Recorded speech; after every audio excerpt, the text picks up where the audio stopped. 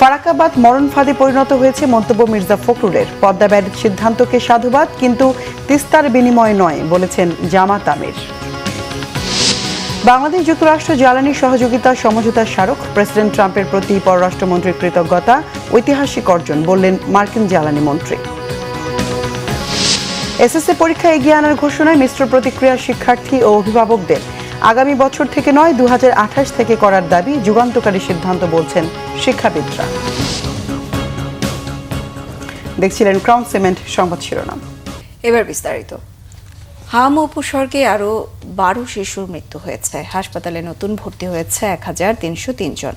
হাম আক্রান্ত 99% শিশু সুস্থ হলেও হামজনিত নিউমোনিয়া আক্রান্ত 80% শিশুই মারা যাচ্ছে বলে জানিয়েছেন বিশেষজ্ঞরা। দ্রুত চিকিৎসা নিশ্চিতে দেশজুড়ে হাসপাতালগুলোতে হাম কর্নার করার পরামর্শ তাদের। হামজনিত নিউমোনিয়া নিয়ে শুক্রবার রাজধানীতে এক সংবাদ সম্মেলনে বক্ষব্যাধি বিশেষজ্ঞরা এসব কথা জানান। নাবিল জাহাঙ্গীরের রিপোর্ট। হামের প্রাদুর্ভাব নিয়ন্ত্রণের ব্যাপক প্রচেষ্টার মধ্যেও শিশু মৃত্যু থামছেই না। প্রতিদিনই দেশের বিভিন্ন প্রান্ত থেকে শিশুদের নিয়ে চিকিৎসার জন্য রাজধানীর হাসপাতালগুলোতে ছুটছেন অভিভাবকরা। বিশেষজ্ঞরা বলছেন, হাম অতি দ্রুত সংক্রমিত হলেও 99% রোগী সম্পূর্ণভাবে সুস্থ হয়ে ওঠে। তবে অপুষ্টি হামের জটিলতাকে বাড়িয়ে দেয়। চিকিৎসার বিলম্বের কারণে ঝুঁকিতে পড়ে যায় শিশুরা। দেশের প্রত্যন্ত অঞ্চলে উপজেলা, জেলা এবং বিভাগীয় পর্যায়ে স্বাস্থ্যকেন্দ্রগুলোতে ফিভার কর্নার স্থাপনের মাধ্যমে হাম প্রবণ এলাকা চিহ্নিত করা এবং প্রয়োজনীয় স্বাস্থ্যকর্মীর উপস্থিতি নিশ্চিত করা। এবং ম্যালনিউট্রিশন যে সমস্ত বাচ্চাদের থাকে তাদের উপর যদি হাম হয় তাহলে জটিলতাটা অনেক বেশি হয়। তো আমাদের দেশে তো ম্যালনিউট্রিশনের একটা প্রভাব আছেই। শিশুদের জন্য হামজনিত নিউমোনিয়াকে সবচেয়ে মারাত্মক উল্লেখ করে শ্বাস প্রশ্বাসজনিত জটিলতার বিষয়ে সচেতন হতে পরামর্শ বক্ষব্যাধি বিশেষজ্ঞদের। নিউমোনিয়া কিন্তু অনবরতই একটা প্রবলেম, যেটা পাবলিকলি বা মিডিয়া আলোচনা কম, কিন্তু যখন হামজনিত নিউমোনিয়া ওই 5%-এর মধ্যে হয়, 95% ভালো হইলে ওই যে 5% তার মধ্যে কিন্তু এই নিউমোনিয়া হচ্ছে, ডায়রিয়া হচ্ছে, ব্রেইনে ইনফেকশন হচ্ছে, তার অপুষ্টি হচ্ছে এবং তার যে শরীরে যে প্রতিরোধ ক্ষমতা, ইমিউনিটি, সেটা কমে যাচ্ছে। ভ্যাকসিনেশনের ফলে 93% শিশুকে কাভার করা সম্ভব হয়েছে। এর ফলে ক্রমান্বয়ে সংকট থেকে উত্তরণের প্রত্যাশা চিকিৎসকদের। নাবিল জাহাঙ্গীর, বাংলা ভিশন, ঢাকা। এদিকে হাম পরিস্থিতি নিয়ন্ত্রণে বাংলাদেশের মতো এত দ্রুত টিকা কার্যক্রম পরিচালনা পৃথিবীর কোনো দেশ করতে পারেনি, দাবি স্বাস্থ্যমন্ত্রী সরদার এম শাখাওয়াত হোসেনের। জানান, চিকিৎসা ব্যবস্থায়ও জোরালো পদক্ষেপ নেওয়া হচ্ছে। এছাড়া হাসপাতালের পরিচ্ছন্নতা, রোগীদের সেবা নিশ্চিত সহ দালালের দৌরাত্ম্য ঠেকাতে হাসপাতালগুলোতে নিয়মিত পরিদর্শন করা হচ্ছে। বিকেলে রাজধানীর মহাখালী ডিএনসিসি কোভিড ডেডিকেটেড হাসপাতাল পরিদর্শন শেষে সাংবাদিকদের এসব কথা জানান স্বাস্থ্যমন্ত্রী।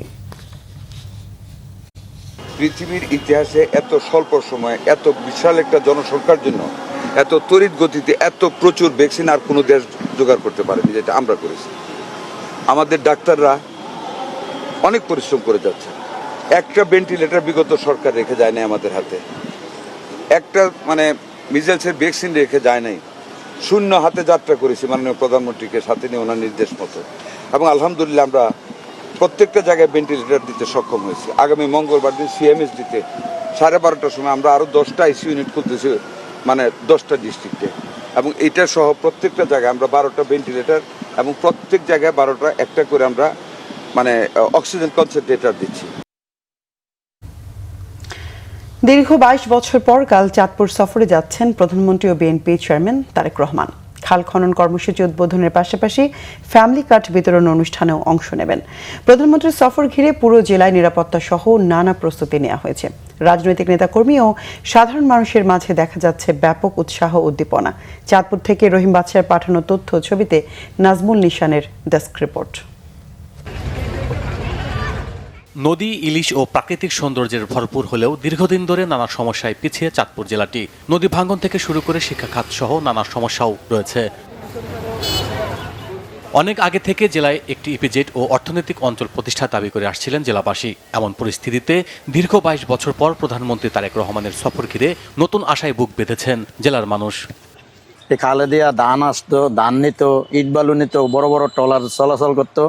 কিন্তু আমরা 25 বছর পর থেকে এই পর্যন্ত দেখতেছি খালটা পুরো ভরট হয়ে গেছে।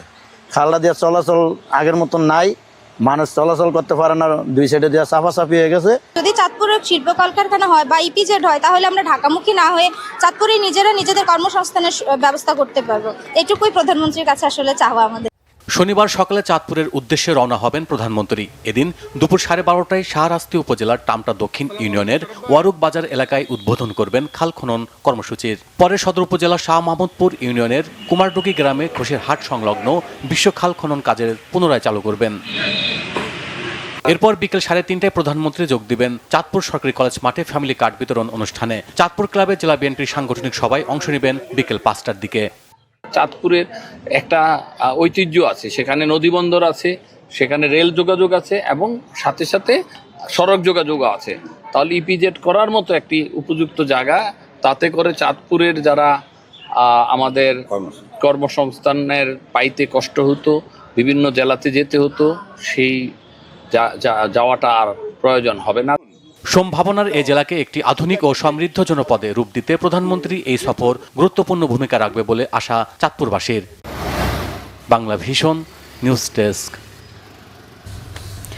বিএনপি মহাসচিব মির্জা ফখরুল ইসলাম আলমগীর বলেছেন, আওয়ামী লীগ সরকারের ভূমিকার কারণে বাংলাদেশের মানুষ গঙ্গার পানির ন্যায্য হিস্সা থেকে বঞ্চিত হয়েছেন। বলেন, ভারতের গঙ্গার পানি একতরফাভাবে প্রত্যাহারের কারণে বাংলাদেশের উত্তর পশ্চিমাঞ্চল পরিবেশগত প্রাকৃতিক ভারসাম্যহীনতার মুখে পড়েছে। 16 মে ঐতিহাসিক ফারাক্কা দিবস উপলক্ষে দেয়া বাণীতে বিএনপি মহাসচিব এসব কথা বলেন। মির্জা ফখরুল বলেন, 49 বছর আগে মজলুম জননেতা মাওলানা আব্দুল হামিদ খান ভাসানীর আহ্বানে দেশের বিভিন্ন প্রান্ত থেকে লাখো মানুষ গঙ্গার পানির ন্যায্য হিস্সা আদায়ের দাবিতে ফারাক্কা অভিমুখে ঐতিহাসিক লং মার্চে অংশ নিয়েছিলেন। তৎকালীন আওয়ামী লীগ সরকার জনগণের মতামতকে অগ্রাহ্য করে পরীক্ষামূলকভাবে ফারাক্কা বাঁধ চালুর অনুমতি দিয়েছিল।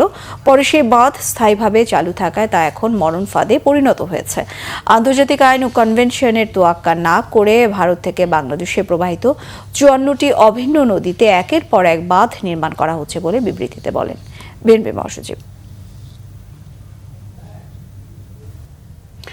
গুরুত্বপূর্ণ দপ্তরগুলোতে নিজস্ব লোকজন বসিয়ে বিএনপি দপ্তরগুলোকে দলীয়করণ করছে, জনসেবার বদলে মানুষের সাথে তামাশা করছে। অভিযোগ করেছেন জামাত ইসলামের আমির ডাক্তার শফিকুর রহমান। পদ্মা ব্যারেজ সিদ্ধান্তকে সাধুবাদ জানালেও তিস্তার বিনিময় নয় বলেও মন্তব্য করেন তিনি। রংপুর শিল্পকলা একাডেমি মিলনায়তনে সুধী সমাবেশে গণমাধ্যম কর্মীদের কথা বলেন তিনি। আমির বলেন, যুক্তরাষ্ট্রের সঙ্গে হওয়া চুক্তির বিষয়ে অন্তর্বর্তী সরকার জামাতের সঙ্গে কোনো আলোচনা করেনি। তিস্তা মহাপরিকল্পনা নিয়ে শফিকুর রহমান বলেন, তারা পদ্মা ব্যারেজের উদ্যোগকে অভিনন্দন জানান, কিন্তু সেটা তিস্তার বিনিময় নয়। বিশ্বের বিভিন্ন দেশে মুসলমানদের উপর অত্যাচারের বিষয়ে দুঃখ প্রকাশ করেন তিনি। এর আগে রংপুর মডেল কলেজ মিলনায়তনের রংপুর দিনাজপুর অঞ্চলের জেলা, উপজেলা ও থানা আমির সম্মেলনে যোগ দেন।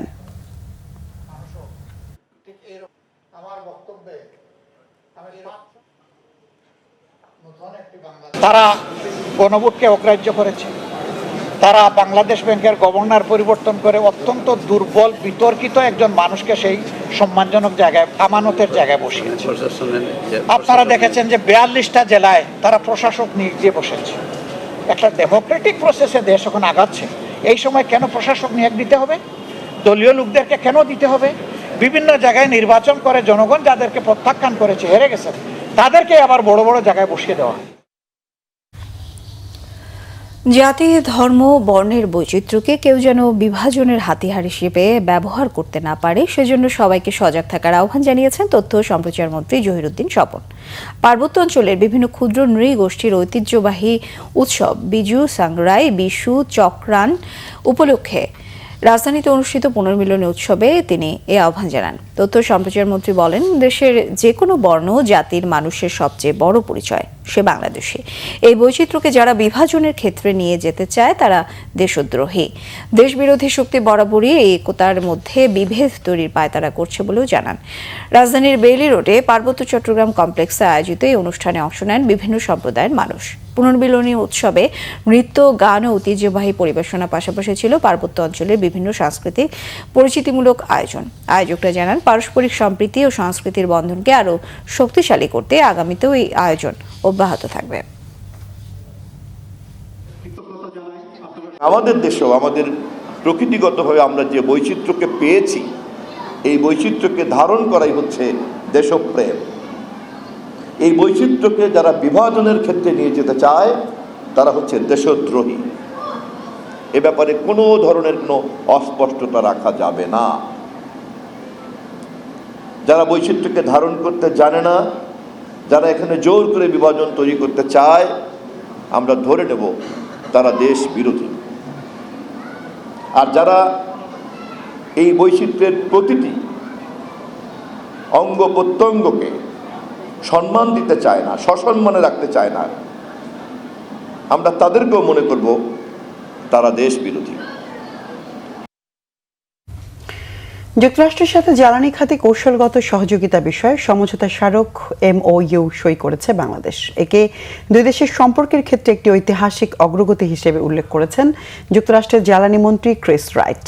14 মে ওয়াশিংটন ডিসিতে যুক্তরাষ্ট্রের জ্বালানি বিভাগের সমঝোতা স্মারক সই করেন যুক্তরাষ্ট্রের পক্ষে জ্বালানি মন্ত্রী ক্রিস রাইট আর বাংলাদেশের পক্ষে পররাষ্ট্রমন্ত্রী ডক্টর খলিলুর রহমান। এমন সময় সমঝোতা স্মারক সই হলো যখন মধ্যপ্রাচ্যের সংঘাতের কারণে বাংলাদেশ সহ বিশ্বের অনেক দেশ জ্বালানি নিরাপত্তা নিশ্চিত করতে গিয়ে গুরুতর চ্যালেঞ্জের মুখে পড়ছে। এই সমঝোতা স্মারক দুই দেশের সক্ষমতা বৃদ্ধি, জ্ঞান ও দক্ষতার আদান প্রদান আর তেল, গ্যাস, ভূতাপীয় শক্তি ও জৈব শক্তির উপর গবেষণার সুযোগ করে দেবে। এছাড়া এটি বাংলাদেশের সাশ্রয়ী মূল্যে যুক্তরাষ্ট্রের LNG, LPG আর অন্যান্য জ্বালানি পণ্য আমদানিতে সহায়তা দেবে। স্বাক্ষর অনুষ্ঠানে দেওয়া সংক্ষিপ্ত বক্তব্যে বাংলাদেশের পররাষ্ট্রমন্ত্রী এই উদ্যোগের পেছনে সমর্থনের জন্য প্রধানমন্ত্রী তারেক রহমান এবং প্রেসিডেন্ট ডোনাল্ড ট্রাম্পকে ধন্যবাদ জানিয়েছেন। এই আয়োজনে বাংলাদেশ দূতাবাসের কর্মকর্তা এবং যুক্তরাষ্ট্রের জ্বালানি বিভাগের ঊর্ধ্বতন কর্মকর্তারা উপস্থিত ছিলেন।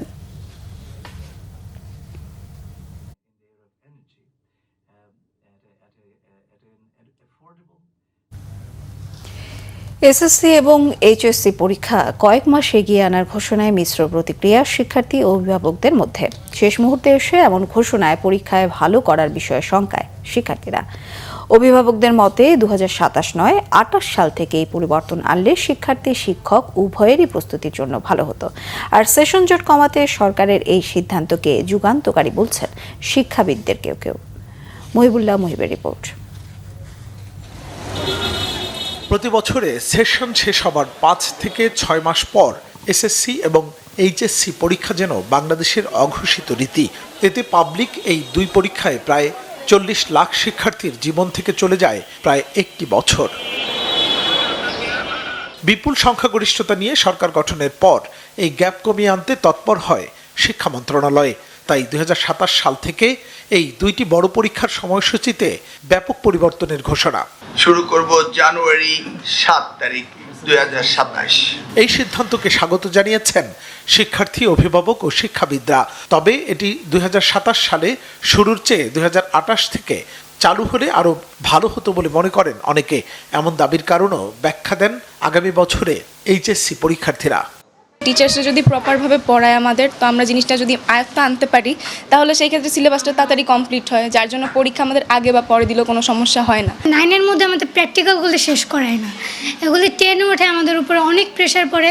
যেরকম এবার আমাদের ডেটটা আগে দেওয়ার কারণে আমাদের অনেক practical, chemistry, physics, higher math, এগুলো প্র্যাকটিক্যালগুলি কমপ্লিট করানো হয়নি। হয়তো এই ব্যাচটা বেশি আপনার সাফার করবে, বাট পরবর্তী যারা দিবে এসএসসি ব্যাচ তাদের হয়তো আবার উপকারী হবে আমি মনে করি। 9-এ যখন উঠেছি তখন আপনার মার্চ মাসে বই পেয়েছি, এটার জন্য অনেক দিন পড়ালেখা হয়নি। তারপরে আবার জুলাই সনদের কারণে বন্ধ ছিল, নির্বাচনের কারণে আবার বন্ধ ছিল, এটার জন্য অনেক দিন ক্লাস হয়নি। হঠাৎ করে শুনে এখন পরীক্ষা আগে দিয়েছে, এখন সিলেবাস পুরোপুরি কমপ্লিট হয়নি।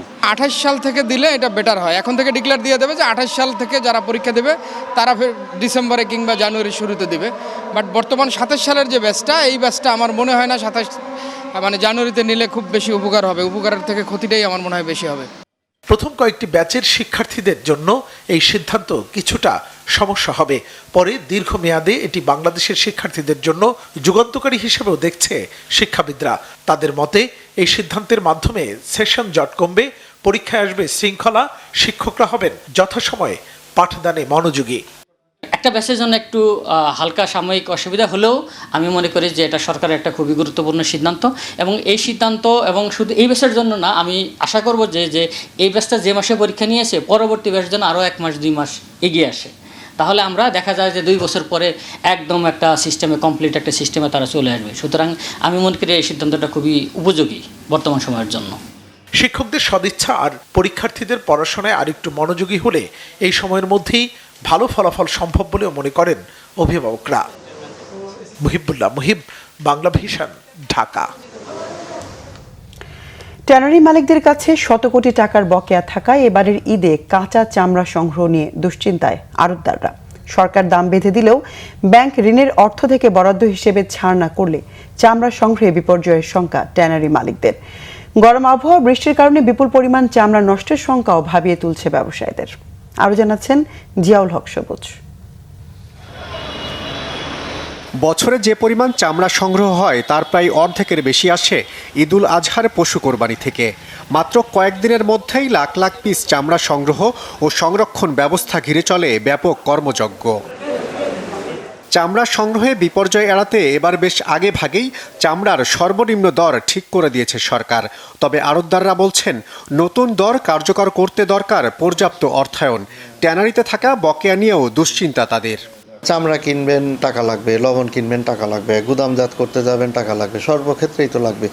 তা আমরা চাচ্ছি ক্যাশ, আমাদের যে আগের টাকাগুলো আছে ওর মধ্যে যদি 50% টাকাও দিয়ে দেয় আমাদের কাছে ক্যাশটা অ্যাভেলেবেল থাকবে। 110 কোটি টাকা ছিল আমাদের আগের, এই টাকাগুলো অদ্যাবধি পর্যন্ত এখন 90 থেকে 95 কোটি টাকা এখনও আমাদের পাওনা তাদের কাছে রয়ে গিয়েছে। এই টাকাগুলো যদি আমাদের কাছে চলে আসে আমার মনে হয় চামড়ার ব্যবসাও ঘুরে দাঁড়াবে এবং সারাউন্ডিং তো ঈদুল আজহার আগে যে ডিজাস্টারটা হয় বিভিন্ন ডিস্ট্রিক্টে এবং ঢাকাতেও হয়, সেগুলি হওয়ার সম্ভাবনা থাকবে না। ট্যানারি মালিকরাও বলছেন, শুধু আবহাওয়া নয়, বড় বাধা টাকার যোগান। বাংলাদেশ ব্যাংক বিজ্ঞপ্তি দিয়ে ঋণের শর্ত কিছুটা শিথিল করলেও তা খুব একটা কাজে আসবে না এমন মন্তব্য তাদের। যারা ক্লাসিফাইড তারা কিন্তু কোনোভাবেই আপনার টাকা পাবে না, এবং এই শিল্পে আপনার 85% ট্যানারি ক্লাসিফাইড হয়ে গেছে। সুতরাং নতুন ঋণ পাওয়ার ক্ষেত্রে কিন্তু এইখানে যত সার্কুলারে দেখ যে ক্লায়েন্ট এবং ব্যাংকার্সের রিলেশনের ভিত্তিতে যে টাকা দেওয়া সেটা কিন্তু আপনার হবে না। সুতরাং আমরা মনে করি যে স্পেশাল প্রজ্ঞাপন দিয়ে যাতে একটা থোক বরাদ্দ কুরবানির জন্য, চামড়া সংগ্রহের জন্য একটা থোক বরাদ্দ দেওয়া হয়, যে এটাকে কুরবানি অ্যাডভান্স বলেন বা এটা থোক বরাদ্দ বলেন, দিয়ে চামড়াটাকে যাতে আপনার সঠিক সময় নিয়ে এসে আপনার প্রসেস করতে পারে এবং এই রাষ্ট্রের তো মহামূল্যবান সম্পদটা রক্ষা করতে পারে। চামড়া সংগ্রহে সরকারের নজরদারি ও সমন্বিত সহযোগিতায় জোর না দিলে এবারও চামড়া সংগ্রহে বিপর্যয় নেমে আসতে পারে এমন শঙ্কা তাদের। জিয়াউল হক সবুজ, বাংলা ভিশন, ঢাকা। দেশের চামড়া শিল্প বিলিয়ন ডলারের রপ্তানি আয়ের খাত হিসেবে আবির্ভূত হবে বলে আশা প্রকাশ করেছেন শিল্প ও বাণিজ্য মন্ত্রী খন্দকার আব্দুল মুক্তাদির। সিলেট বিভাগীয় কমিশনার কার্যালয়ে বিজ্ঞান ও প্রযুক্তি সপ্তাহের উদ্বোধন শেষে তিনি কথা বলেন। খন্দকার আব্দুল মুক্তাদির বলেন, কোরবানির একটি চামড়াও যেন নষ্ট না হয় সে বিষয়ে বিশেষ গুরুত্ব আরোপ করা হয়েছে। অসচেতনতার কারণে প্রতি বছর দেশে যে বিপুল পরিমাণ চামড়া নষ্ট হয় তা রোধে এবার সরকারের পক্ষ থেকে ব্যাপক প্রস্তুতি নেওয়া হয়েছে বলেও জানান মন্ত্রী। বাংলাদেশে চামড়া শিল্প বিলিয়ন ডলারের রপ্তানি আয়কারী খাত হিসাবে আবির্ভূত হবে। এটির দুর্বলতা যে জায়গায় ছিল সেগুলি সারানোর উদ্যোগ আমরা নিচ্ছি, কিন্তু সেটা 2.5 মাসে সম্ভব না। চামড়া খাতকে সত্যিকারভাবে একটি সম্ভাবনাময় খাতে রূপান্তরের জন্য আপনার আমার সবার দায়িত্ব হচ্ছে এই সাময়িক সময়ে, আপৎকালীন সময়ে এক পিস চামড়াও যেন নষ্ট না হয়, যার যার জায়গা থেকে আমরা দায়িত্বশীল আচরণ করব। এবার রাজধানী ঢাকার দক্ষিণ সিটিতে মোট 11টি কোরবানি পশুর হাট বসবে বলে জানিয়েছেন ঢাকা দক্ষিণ সিটি কর্পোরেশনের প্রশাসক আব্দুল সালাম। শুক্রবার বিকেলে রাজধানীর গুলিস্তানে সরকারি কর্মচারী হাসপাতাল সংলগ্ন মোড়ে শাহবাগ থানা বিএনপি আয়োজিত বৃক্ষরোপণ কর্মসূচির উদ্বোধন করে তিনি কথা বলেন। এবার কোনো মহাসড়কে পশুর হাট বসবে না। এরই মধ্যে হাটগুলোর ইজারা সম্পন্ন হয়েছে বলে জানান। বলেন, বিরোধী দল কোনো ইস্যু না পেয়ে জুলাই সনদ নিয়ে পানি ঘোলা করার চেষ্টা করছে। এ সময় দীর্ঘ 17 বছর যারা ত্যাগ স্বীকার করেছেন তাদের বিশেষভাবে ধন্যবাদ জানান ঢাকা দক্ষিণ সিটি কর্পোরেশনের প্রশাসক আব্দুল সালাম।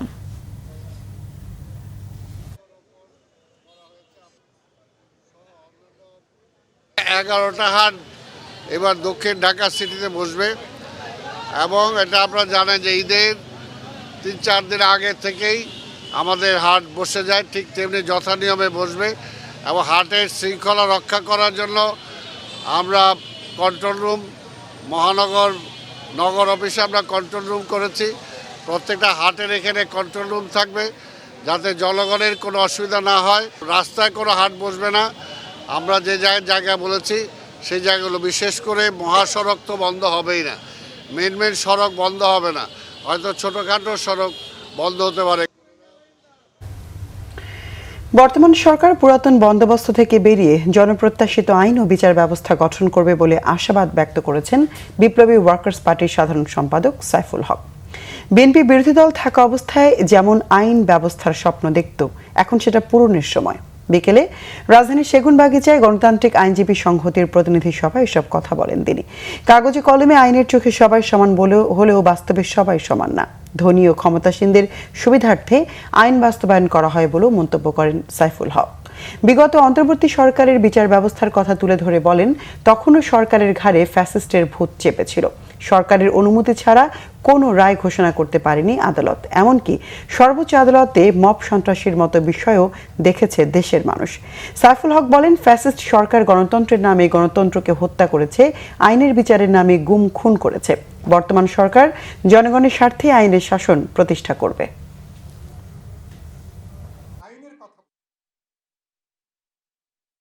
কোনো সাময়িক অ্যাডহক কোনো সুবিধা নেবার জায়গা থেকে চিন্তা না করে একটা সামগ্রী একবিংশ শতাব্দীর উপযোগী একটা গণতান্ত্রিক, জবাবদিহিমূলক, ভারসাম্যমূলক কিভাবে আমরা একটা রাষ্ট্র গঠনের পাশাপাশি বিচার ব্যবস্থাকে আমরা তৈরি করতে পারবো, বিএনপির সরকার নিশ্চয়ই সে ব্যাপারে তারা উদ্যোগ তারা গ্রহণ করবেন, তারা জনপ্রত্যাশার সাথে তারা হাঁটবেন। চাকরিতে পুনর্বহাল ও ক্ষতিপূরণের দাবিতে রাজধানীর শাহবাগে মানববন্ধন করেছে চাকরিচ্যুত বিডিআর সদস্যরা। শুক্রবার দুপুরে বিডিআর কল্যাণ পরিষদের ব্যানারে মানববন্ধন হয়। অংশ নেন চাকরিচ্যুত বিডিআর সদস্যরা ও তাদের পরিবারের সদস্যরা।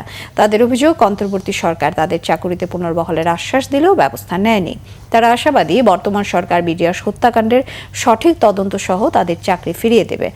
মানববন্ধন থেকে 2009 সালে পিলখানা হত্যাকাণ্ডের ন্যায় বিচার দাবি জানান 57 জন সেনা অফিসার ও 8 জন বিডিআর সহ 74 জনের হত্যার বিচার। স্কেটিং খেলার উন্নয়নে সরকার সব ধরনের সহযোগিতা করতে প্রস্তুত, জানিয়েছেন যুব ক্রীড়া প্রতিমন্ত্রী আমিনুল হক। সকালে বাংলাদেশ রোলিং স্কেটিং কমপ্লেক্সে স্বাধীনতা দিবস বয়সভিত্তিক রোলার স্কেটিং প্রতিযোগিতায় পুরস্কার বিতরণী অনুষ্ঠানে এসব কথা বলেন তিনি। মন্ত্রী বলেন, সব খেলাধুলায় সরকার সব ধরনের সহযোগিতা করবে। প্রতিযোগিতায় সারা দেশ থেকে আগত বিভিন্ন বয়সের মোট 652 জন খেলোয়াড় অংশগ্রহণ করেন। দেশে উঠতি ক্রীড়াবিদদের উৎসাহ প্রদান এবং রোলার স্কেটিং খেলাকে জনপ্রিয় করার লক্ষ্যে এই আয়োজন বলে জানান আয়োজকরা। সকাল 10টা থেকে শুরু হয় খেলা। খেলা শেষে বিজয়ীদের হাতে পুরস্কার তুলে দেন যুব ক্রীড়া প্রতিমন্ত্রী আমিনুল হক।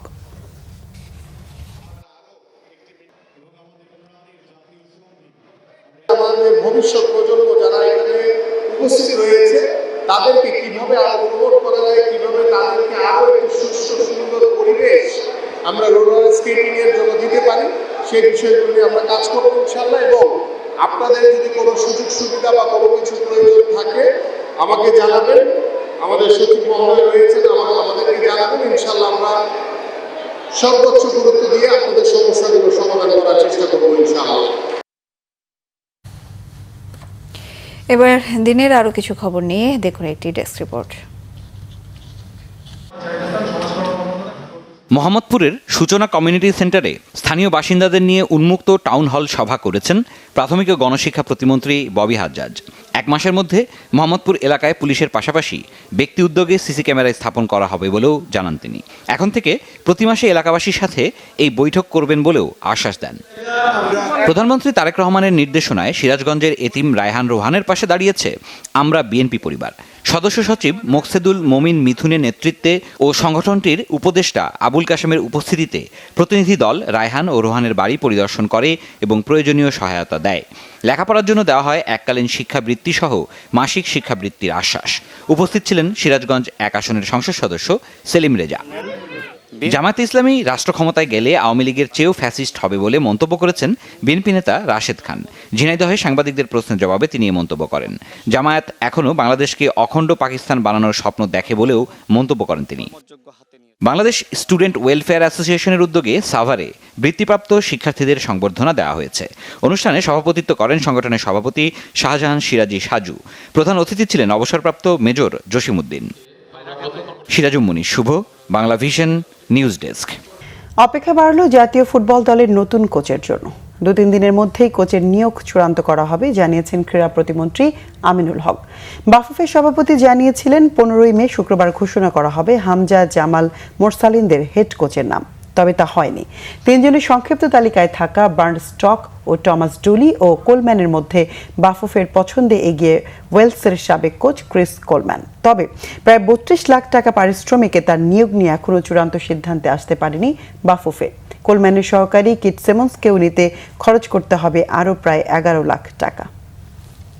যাদেরকে আপনারা আলোচনা করছেন যে অনেক ব্যয়বহুল কোচ বা তাকে এনে আমরা কতটুকু বেনিফিট পাবো বা আমাদের যে সীমাবদ্ধতা রয়েছে সব কিছু মিলিয়ে আমার কাছে মনে হয় যে রাতারাতি কখনই কোনো কিছু পরিবর্তন করা সম্ভব না। আমরা আলোচনা করছি, সো আশা করি যে আর 2-1 দিন আপনাদের অপেক্ষা করতে হবে। আপনাদের সেই অপেক্ষা মানের যে পালা সেটা আসলে শেষ হবে ইনশাল্লাহ। ন্যাশনাল টিমস কমিটি কিন্তু এটা সংখ্যাটা অনেকটা কমিয়ে নিয়ে আসছে, যেটা আপনি জানেন যে এটা একটা সংখ্যাটা কমিয়ে নেওয়া হয়েছিল 3 থেকে 4 জনে। আমরা সংবাদ শেষ করার আগে গ্রাউন্ড সিমের সংবাদ শিরোনামগুলো আরও একবার। ফারাক্কাবাদ মরণ ফাঁদে পরিণত হয়েছে মন্তব্য মির্জা ফখরুলের। পদ্মা ব্যারেজ সিদ্ধান্তকে সাধুবাদ, কিন্তু তিস্তার বিনিময়ে নয় বলেছেন জামায়াতের আমির। বাংলাদেশ যুক্তরাষ্ট্র জ্বালানি সহযোগিতা সমঝোতা স্মারক প্রেসিডেন্ট ট্রাম্পের প্রতি পররাষ্ট্রমন্ত্রীর কৃতজ্ঞতা, ঐতিহাসিক অর্জন বললেন মার্কিন জ্বালানি মন্ত্রী। এসএসসি পরীক্ষা এগিয়ে আনার ঘোষণায় মিশ্র প্রতিক্রিয়া শিক্ষার্থী অভিভাবকদের। আগামী বছর থেকে নয় 2028 থেকে করা দাবি যুগান্তকারী সিদ্ধান্ত বলছেন শিক্ষাবিদরা। এই ছিল এখনকার মতো, পরের সংবাদ রাত 1টায় দেখার আমন্ত্রণ রইল। এছাড়া বাংলা ভিশন সংবাদ ও সংবাদ সংশ্লিষ্ট অনুষ্ঠান দেখতে ভিজিট করুন www.bvnews24.com ও facebook.com/banglavishnewse এবং সাবস্ক্রাইব করুন youtube.com/banglavishnewse। এতক্ষণ সঙ্গে থাকায় ধন্যবাদ সবাইকে। শুভরাত্রি।